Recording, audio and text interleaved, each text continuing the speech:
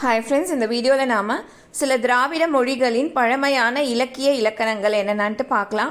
மொழி தமிழ் இலக்கியம் சங்க இலக்கியம். காலம் பொ.ஆ.மு. 5 பொ.ஆ.பி. 2ஆம் நூற்றாண்டு அளவில். இலக்கணம் தொல்காப்பியம். காலம் பொ.ஆ.மு. 3ஆம் நூற்றாண்டு அளவில். ஆதாரம் தமிழ் இலக்கிய வரலாறு. மூவா சாகித்ய அகாதமி.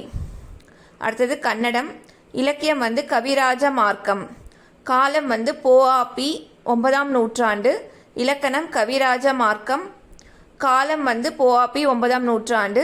ஆதாரம் இந்திய இலக்கண கொள்கைகளின் பின்னணியில் தமிழ் இலக்கணம். சேவை சண்முகம். தெலுங்குக்கு பாரதம். பொ.ஆ.பி. 11ஆம் நூற்றாண்டு. இலக்கணம் ஆந்திர பாஷா பூஷணம்.